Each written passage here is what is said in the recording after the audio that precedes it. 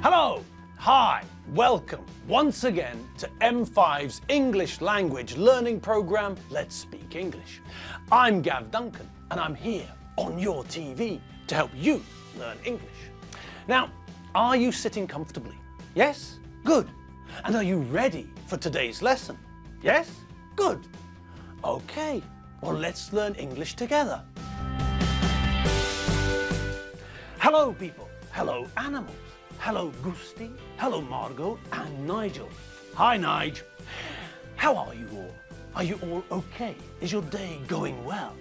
Yes? Well, get ready for it to get better. For here it comes, day 4 of the first week of our Big Breaths, Mega Revision Part 2. Okay, then you know what's coming. Let it come. Okay, so yesterday we looked at a new use for the present continuous tense, didn't we? We saw that although we normally use the present continuous for things which are happening now, I'm talking to you, I'm waving my arms about like a lunatic. Chobber is looking at me like I'm a lunatic. We can also use the present continuous to talk about the future, not just the present. Now, we can't just replace will and going to with the present continuous and hope that everything will be all right. No, it's not that simple. When we talk about the future in English, most of the time we still use the two future forms of will and going to. But we can use the present continuous to talk about a plan in the future in a very similar way to going to. When we use the present continuous to talk about the future, the form doesn't change. It's still the verb to be. I am, you are, he is, she is, it is, we are, you are, and they are. So, we still have to conjugate the verb to be for the different subjects. I, you, Alfredo, Mr. Williams, etc. Then we add a verb in the ing form.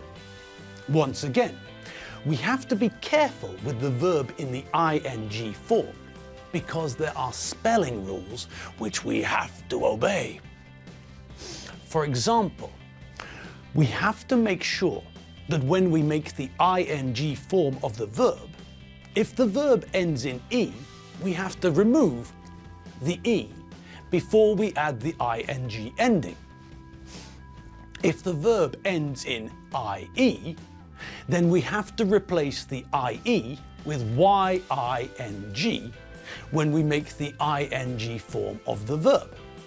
And, of course, if the verb ends in vowel plus consonant, then we have to double the last letter before we add ing when we make the ing form of the verb. Okay, so there are a few rules we need to pay attention to, but that's okay, isn't it? There are rules we have to learn. The sun rises, the sun sets, and there are rules we have to learn. Like it or not, the rules are there to stay. And we have the intelligence, don't we? Yes, we have the intelligence to handle a few rules. There are rules in every language, and there are exceptions to the rule in every language. You learned the rules in your mother tongue, so what's the difference now? The rules are different. Yes, I know, this is a different language. But we do not give up. We do not give in. We do not fall onto the floor and cry like a small child. If we make a mistake, we try to learn from it. We are gods of English. We move through barriers like a bulldozer. We never give up. Never. If you feel like giving up, then think again. You are a shark. If you stop, you die. But we don't want to die, do we? No. Okay, so we keep on moving, day after day, hour after hour, minute after minute. And the English will get harder. And there will be things that we don't understand. And so what? We have two options. Option 1, lie down and wait to die. Option 2, pull our socks up and study what we don't understand. Look at it again and again, as many times as necessary. Watch the videos again and again. Study the vocabulary lists again and again. And last, but obviously the most important, work out what it means. When you were at school, did the teachers pour everything into your brain? No. You had to work to learn. You had to try to understand.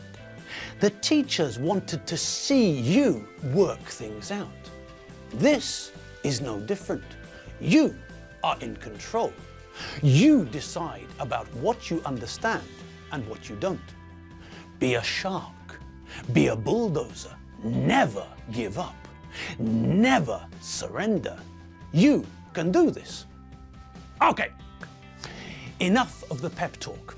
Let's get back to the present continuous for the future. Now, we know that when we use the present continuous to talk about the future, it's very similar to the situation when we use going to. In both situations, we can see the same thing happened. A plan was made, a plan for the future. This isn't the same as when we use will to talk about the future, is it? No, this is different. We use will for the future, true, and we often use will with I think. I think I'll go on holiday this year.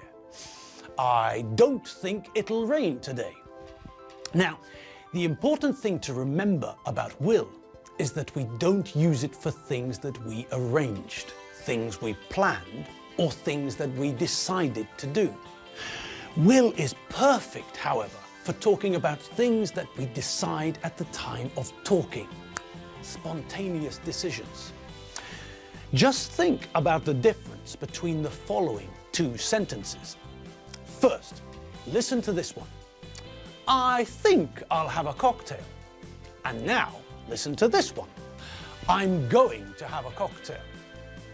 Okay, so we heard both of those sentences. Both sentences are talking about the future. The only difference is that in the first sentence, I said will. In the first sentence, I talked about the future with will. In the second sentence, I said going to. In the second sentence, I talked about the future with going to.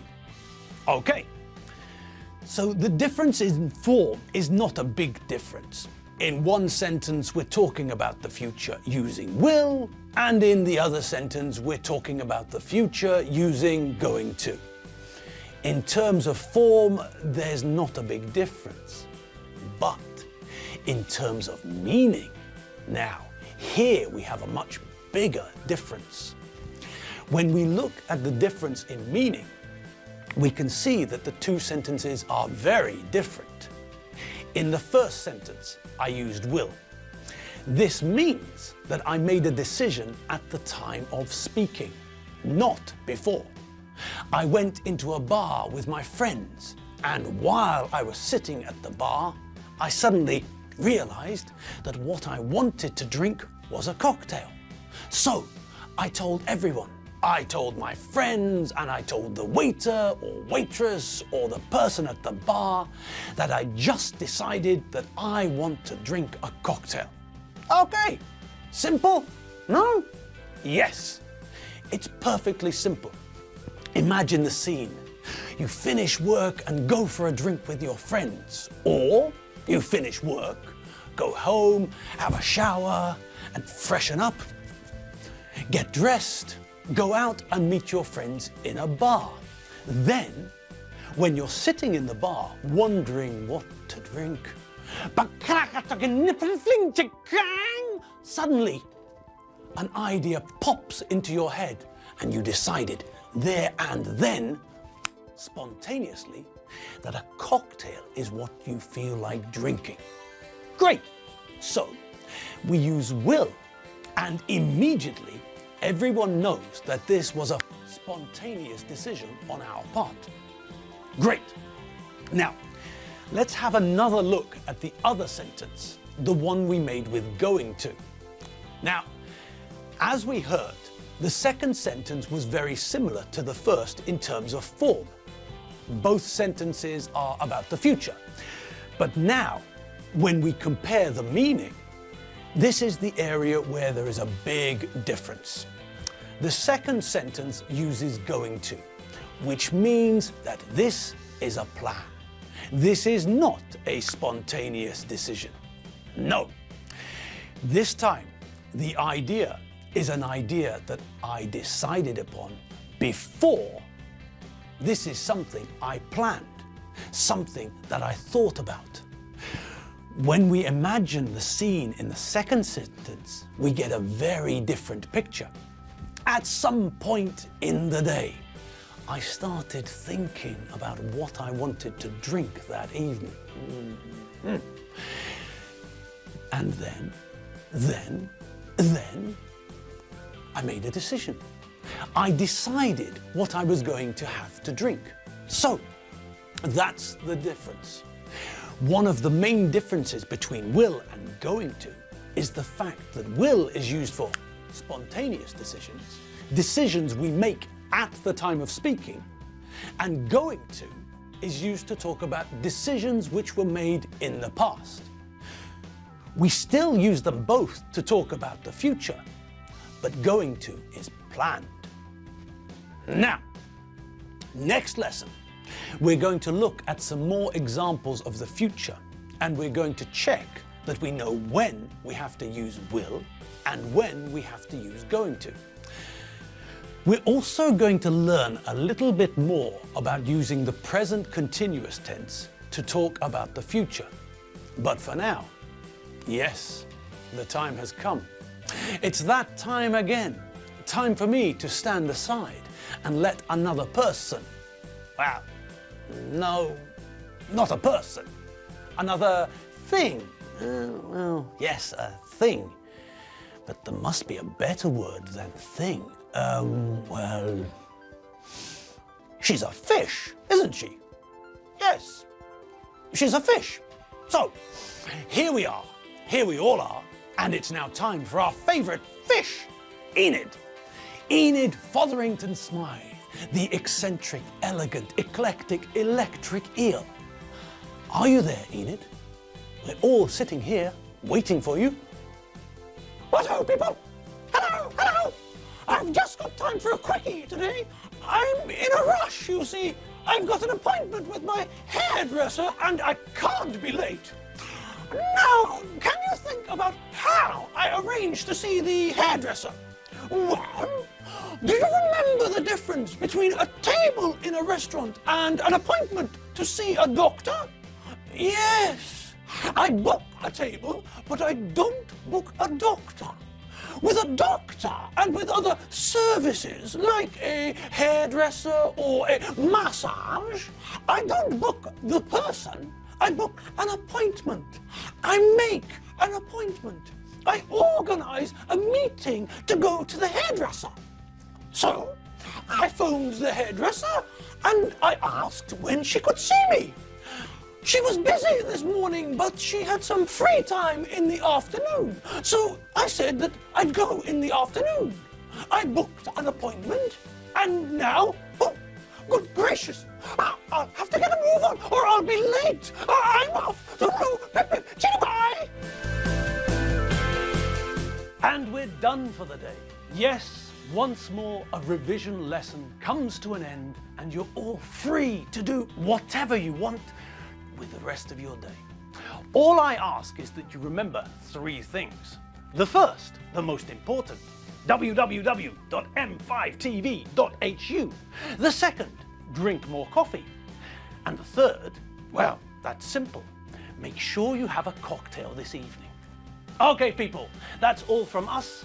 See you all tomorrow. See you later. Bye.